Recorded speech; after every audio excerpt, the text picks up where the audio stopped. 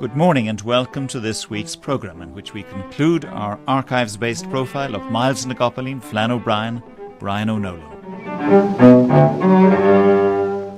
In this morning's programme, Miles na gCopaleen, how the Irish Times column exhausted his talent. Miles the civil servant, how he came to be let go, or was he dismissed, or perhaps made an offer he couldn't refuse. How his juniors in the civil service saw him. His brother, Micheál O'Nolan, talks about his memoir, The Brother, and how he managed to paint his famous portrait of Miles, and much more. Miles na gCopaleen, also known as Flann O'Brien, also known as Brian O'Nolan, was born just 100 years ago in October 1911 in Strabane. He died at the age of 54 in Dublin on the 1st of April 1966. This morning we conclude our archives-based portrait of his life and times. He was a great man at a pub counter, and he frequented later on. He came down a considerable amount to the White Horse with Brendan Behan. In fact, I remember one historic day I was going off to the country. The historic day was the 50th anniversary of Bloomsday in 1954. This is Ben Kiley. And he came down to celebrate Brian's birthday, and Brian with him, and Behan did. And I was rather lucky. I went off to the country because a good friend of mine who stayed behind got embroiled in a day that went on for a very long day indeed. But I see great company and wonderful talk, and his utter sense of the ridiculous, well, that's obvious in what he wrote. He was fond of the old Ousel Galley, because I think of the story of the Ousel Galley, the Dublin ship that was taken by the pirates, and then the Dublin Ringsend sailors, rather, who were more piratical than the pirates. They took the ship back, robbed everything they could find, and sailed it back to Dublin. They must be the only known people who robbed the Barbary corsairs. I went on the first James Joyce pilgrimage in 1954, which was the 40th anniversary of Bloomsday, which took place on June the 16th, 1904. And he led this pilgrimage, which was later called a pilgrimage. Somebody said it was a combination of a pilgrimage and a disgrace. And we used 3 of the old horse cabs in Dublin, and we took off from the Martello Tower in Sandycove, and we made our way through all the various chapters in Ulysses, picking the pub that was most suitable to each locality, because each chapter in Ulysses is of course a locality as well. And we had a marvellous day. And I remember when we arrived at a pub quite near a big cemetery in Dublin, they thought we were the mourners on a way to a funeral, you see. And the owner of the publican knew Miles, as would be his wont, and he said to him, "I hope it was nobody too near." Whereupon Miles said, it was a chap called James Joyce. And the publican said, little Jimmy Joyce, the sign writer that used to live in Wolftown Square. And Miles said, no, he said, you idiot. James Joyce, the famous writer. Oh, says he, I think I heard of him. Did he write that book, Useless? You've got him now, says Ben. That was a great outing. Brian had a very nice habit of sometimes being maybe in town, phoning me up and saying, would you like to come in for a meal and maybe go on to the Gaiety or something?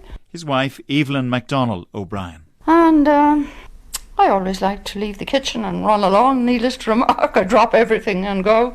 When you say the Gaiety? Sometimes the Gaiety, yes. This would be a variety show. The interviewer is John Skehan. Well, frequently, if Jimmy O'Dea was on, he liked to go, or he knew Jimmy O'Dea very well. And did Jimmy ever engage him in the back chat that he was famous for from the stage? Oh, a little, yes, indeed.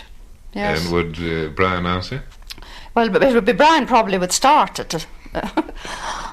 Miles was particularly scornful about all Abbey plays and Abbey playwrights. This is Micheál O'Hay. By the way, I never knew him to go to the theatre very much, but he was well informed, of course, on writers in general, because he didn't go to the theatre much, but he was always extremely sarcastic, and he used to marvellous stories about Prince of McNamara and about the Abbey play and all that, which of course was fair game, about wills and everything else. But strangely enough, the irony of it was that he, despite his scorn, he translated one of Brinsley McNamara's plays into Irish, Margaret Gillan for the Goom, and that just caused some amusement. But Miles was very brilliant, but I think that in a way that he could be very easily hurt. And in those early 40s, I think it was 43, he wrote Faustus Kelly. Now, there were two very good acts in that. It was very well played in the Abbey, but it was a flop. I think it ran a fortnight, 3 weeks. It was very bad, even by the standard of runs at that time. And he really never got over that. And he spoke differently to me about plays ever after. I think he never got over the hurt, because he had said up to that there was nothing that anybody could write a play in a week without going to the theatre or anything like that. And I think he took it very badly. Frank Dermody produced a play. They had an excellent cast. And I remember well, because I was around the Abbey that particular week, they said, "You take a curtain call." No. He kind of knew beforehand, he had a premonition of failure, and he wouldn't go on. Now, he would have been loudly welcomed, because if you like, the in people were all on his side because his column in the Irish Times, and they'd be, I think, very forgiving, and because of the first two acts, he'd got rounds of applause. No, he wouldn't go on the stage at all. In fact, he did something that was very milesy, and he persuaded Dermody to dress up Dennis O'Dea, who was not in the play, as Miles Nagopoline. And I think it's the only time, at least that I know, in the theatre where an author took a curtain call in the persona of his pseudonym. I wonder, was this symptomatic of the man in a way, that he went under so many names, for example? That is right, that he hid behind many masks. Miles asked me to look over the manuscript of Faustus Kelly. Politician Sean McEntee, whose private secretary he was at this time. Which I did, and made one or two suggestions about it. I thought he should have toned it down in some places. I said, you're going to antagonize. If you want this play to be a success, well, the thing to do is to catch your audience and try not to antagonize a rather influential element in the population, which Miles, of course, with his intellectual integrity, setting out, and I suppose really in this case, if my recollection of the play is correct, to try and debunk the snobbery which was then rampant. He was determined to try to do this, and he didn't accept my recommendations, and I'm not suggesting, you see, for a moment that the play failed because he didn't. Perhaps I'd like to show you the room in which he wrote A Swim Through Birds. His brother Micheál Ó Nuallainn, who has just produced a memoir, The Brother, about Miles Nagopoline. Well, of course, that door was a wooden door, the door that went in to the side of the house. Having placed in my mouth sufficient bread for 3 minutes' chewing, I withdrew my powers of sensual perception and retired into the privacy of my mind, my eyes and face assuming a vacant and preoccupied expression. I reflected on the subject of my spare time literary activities. One beginning and one ending for a book was a thing I did not agree with. A good book may have 3 openings entirely dissimilar and interrelated, only in the prescience of the author, or for that matter, 100 times as many endings. Examples of 3 separate openings. The first. The Pooka McPhellamy, a member of the devil class, sat in his hut in the middle of a fir wood, meditating on the nature of the numerals and segregating in his mind the odd ones from the even. He was seated at his diptych, or ancient 2-leaved hinged writing table with inner sides waxed. His rough long-nailed fingers toyed with a snuff-box of perfect rotundity, and through a gap in his teeth he whistled a civil cavatina. He was a courtly man, and received honour by reasons of the generous treatment he gave his wife, one of the Corrigans of Carlow. We're now in the hall of Warvoca Terrace, and it is much as it was then. David McHugh, in this documentary, returned with Micheál Ó Nuallainn to houses which have associations with Miles Nagopoline. That room there, beside the stairs, which used to be my studio, and it used to be where Brian every Sunday wrote a column in the Irish Times, Crucial Lawn. He wrote all those 6 pieces on Sunday afternoon in that room. in the room adjacent to the stairs. And what are your memories of Brian now of that time, of those Sunday afternoons? Can you remember them still very clearly? Oh, I do, of course, yeah. Well, I mean, you see, first of all, I was at school, and I used to do my Eckers in that, and he had this typewriter, which was like a thundering machine. It was a big old, what do you call it, typewriter, Underwood typewriter. So we realised that the vibration of this was such that it was very difficult for me to write. So he put a big green cover on the table, and then he put a typewriter on top of that. And that, of course, did the job of smoothing. The thing wasn't so bad. And then he used to come around sometimes and look at what I was at, and he'd say nothing, of course. The second opening. There was nothing unusual in the appearance of Mr. John Forresky, but actually he had one distinction that is rarely encountered. He was born at the age of 25 and entered the world with a memory, but without a personal experience to account for it. His teeth were well formed but stained by tobacco, with 2 molars filled and a cavity threatened in the left canine. His knowledge of physics was moderate and extended to Boyle's law and the parallelogram of forces. Then when I was in the College of Art, I realised that the only way that people, they used to have the RHA exhibition there, you see, and we all could see it, but the only way that people could make money were to paint portraits in those days. And I was determined to get into this business, and the thing was, you had to paint a portrait of a well-known person. In other words, as a kind of a gauge in which it could be judged by. So I thought a lot, and then of course realised, sure, Brian would be the obvious person because he's very well known. And his best friend was Sean O'Sullivan, who lived just down the road. And Sean O'Sullivan was, of course, the doyen of portrait painters of that day. So eventually I asked Brian, would he sit for a portrait? He wouldn't hear of it. And I could understand, because I was only a student and Sean O'Sullivan was his best friend. But then I realised, after a while, he's sitting there every Sunday. So why not do him quietly without him knowing it? Now, I couldn't put a canvas up because he'd see me and he'd know. So I made studies. And when he would have been away all day, as he would be at his job, I would paint in all the background. And I had everything painted in but himself. And then, lo and behold, in 1948, didn't he disappear and get married? I had this done except for the person that the portrait was supposed to be about. And normally as a student, canvas was so scarce and so dear that you just paint over the thing, but I didn't paint over this. And eventually when I left this house, I went and had a studio flat in Belgrave Square. And years later, Brian came to me and stayed with me. And then I told him, I must do your portrait. And unknown to him, I took out this. And all I had to do was paint him into it. It was all finished. And when he saw it, he said, how can you remember all that?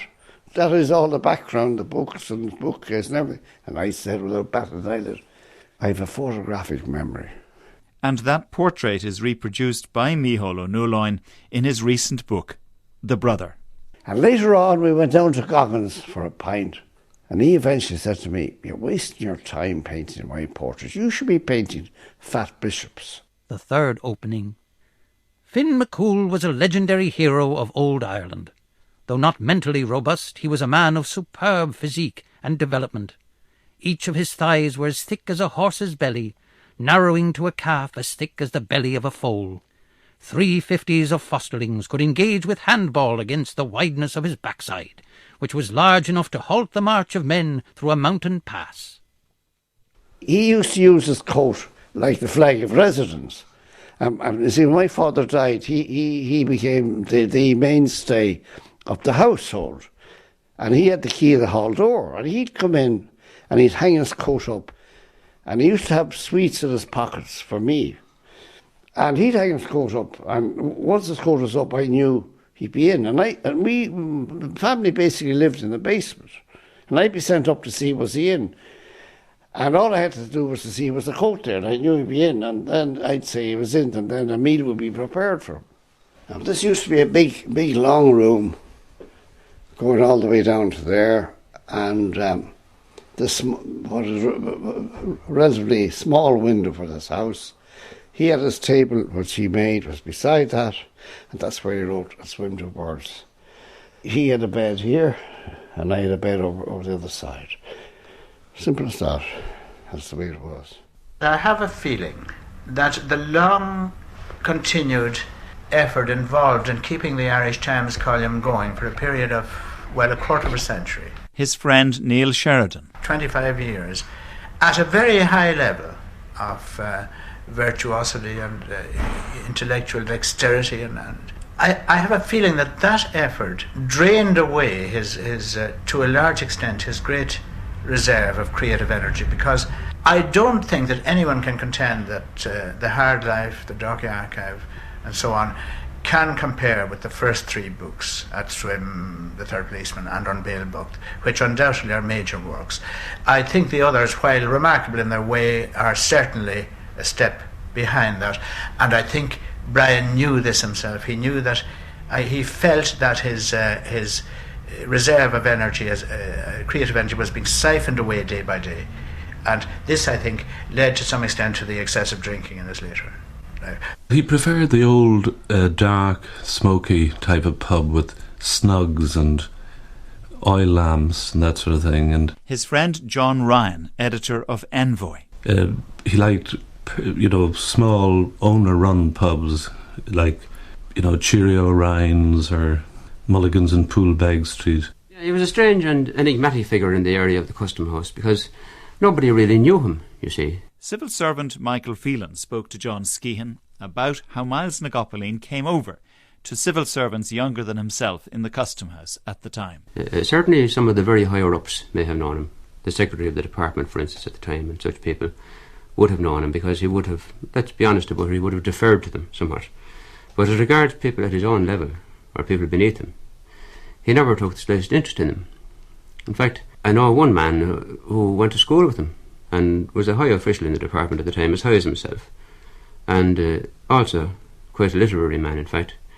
But he told me now recently that in all his time in the department, he never succeeded in speaking to Miles. He stayed very, very aloof from everybody. He flitted in and out. That would be the only word to use, I think, in connection with him. In fact, I mentioned in the article I wrote about him that he never even came into the room where we sat, and we were his staff. And that was over a period of 2 years. He never entered that room on one occasion. And for a long time, of course, I had been intrigued with Miles because I was a great admirer of his writings, both the original Swim to a Bird and the Bail Booked, of course, and the Cruise Scheme, which came along regularly. But then, of course, when I came to the Custom House and found I might be likely to see this famous man and to meet him, I was very intrigued also. But from all the inquiries I could make from people who should have known him, would have been working in his area, one found they knew nothing about him, and most of them had never succeeded in speaking to him. And he never took the slightest interest in them, or showed any interest in them at all, although a lot of them would have been very interesting people to speak to. You worked with him for 2 years, and you say you never got close to him. Never got close to him. Ever engage you in idle conversation? Not the slightest, not a word in the world, no. I could say honestly that he never even looked at my face, I would say, and wouldn't have known me. I think that's an honest thing to say. He wouldn't have known me if he met me outside the room. But that would have been true of the other staff also, except the somewhat senior staff on whom he would have had to depend a good deal to get him through. Well, there were one or two rumblings about what Miles wrote in the Irish Times. Sean McEntee again. But they were really not about the members of the Dublin Corporation or the general public. They were about Ernest Blythe. If you remember, I think it was a famous character called Ernest de Block or something like that. I forget exactly what the cognomen was, but it was there. So there were a certain amount, but there was no public remonstrance about it. But in the case of what Miles said in relation to the Dublin Corporation, there were certainly very strong protests. And I may say, I think now, of course, Miles is not here to answer for himself, but that I thought that he had gone a little bit over the edge. Did you ever say this to him? I didn't, because you see, I was Minister for Finance when he was retired, and the original proposal was put up by his department was that he should be dismissed. Well, I met his minister, who was very sympathetic at the time, and we had agreed that we couldn't dismiss him because he had given long service, and people knew that he had carried very great burdens. He seemed rather confused. As were many of his friends, on how his civil service career ended. His wife, Evelyn. At first, I didn't really believe him when he told me. He seemed to think at first it would be a good thing, like for writing, that he would have more time on this. But I think he was rather confused about the whole thing, because it meant really that he would have to write because we would be down so much in money. But I suppose the life outside the civil service was better for him, in a way. There was a great deal of comment about it, and there was a good deal of speculation as to whether he'd get back. Michael Phelan on what his civil service colleagues were saying about why he had left. In fact, the government changed shortly after he left, and there was a feeling that he would get back, because really he was dismissed over political writings, which weren't favourable to a particular individual at the time. And there was a feeling that if the government changed, he might get back. But in fact, it would have been... There was nothing really unjust in his dismissal in relation to the way he was treating his work at the time, in my opinion anyway, because he had lost interest in it, and he seemed to have lost interest in all conventional things at the time. He felt, that he'd been wounded in his pride and in his pocket, and he'd been treated very badly. Micheál O'Hay. I know, and this isn't politics, that he was dismissed under, I think, or left or retired when there was a coalition government in. And he had a childish hope that Sean McEntee, who was one of his first bosses, would reinstate him when Fianna Fáil came back to power. And I remember once Behan saying to me that he met Miles and he had told him that he had great hopes of being reinstated now that Sean McEntee was back. And Behan said, I just looked at him, he said, I gave him £1 and told him to go away and get a mess said for himself. Shortly before he died, the grand big new pubs were becoming the fashion all over Dublin. John Ryan. And he was living beside one of them, and he described it to me as being like Croke Park with a roof over it, Navan carpeted from yawl to yawl. There was also the pressure of a kind of popularity that was almost alien to him, because he became literally famous overnight through the column, and a kind of popularity grew out of that.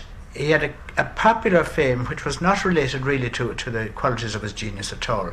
People coming up and slapping him on the back, and the Dublin tendency to make a character out of him, He resented this very much, and I think that tension, the drinking was a kind of anaesthetic for that kind of tension. When things go wrong and will not come right, though you do the best you can, when life looks black as the hour of night, a pint of plain is your only man. When money's tight and is hard to get, and your horse has also ran, when all you have is a heap of debt, a pint of plain is your only man. And that concludes our archives-based tribute to Miles Nagopaleen, Flann O'Brien, Brian O'Nolan, who was born just 100 years ago this month. And the book we've been talking about, The Brother, Miles, by Micheál O'Nolan, is just been published.